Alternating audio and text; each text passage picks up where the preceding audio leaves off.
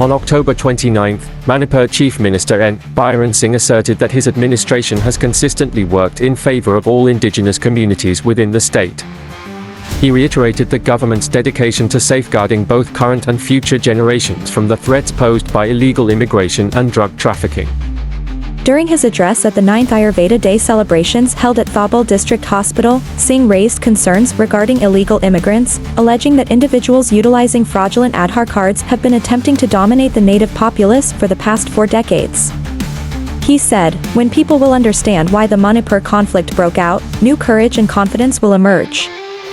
For the last 40 or 50 years, few have noticed how illegal immigrants have settled in the state and attempted to overpower the indigenous population. This issue is not confined to the hills but affects every locality. He said land dealings are now monitored by a cabinet subcommittee, which investigates whether purchasers lived in the state before 1961. Had these measures been implemented 50 years ago, we wouldn't be facing the challenges that we do now.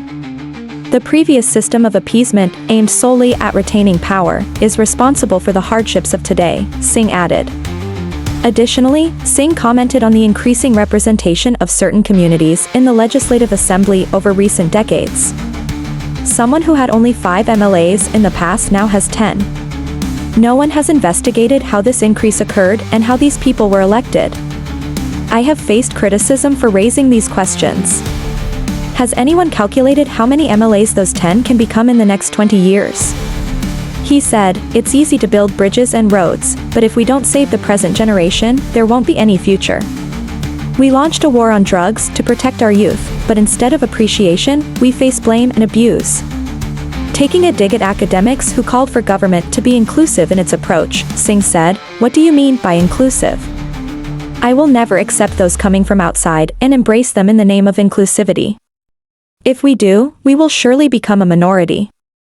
The reason we endure such abuse is to save the present generation, with nothing to gain personally." He continued, "We still lack unity. No one wants conflict with us, it is often instigated by us. None of the recognized 34 or 35 tribes in the state are our enemies.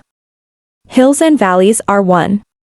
Our government has established 1961 as the base year for identifying outsiders to protect indigenous communities. We have never worked against, nor will we work against, any previously residing communities."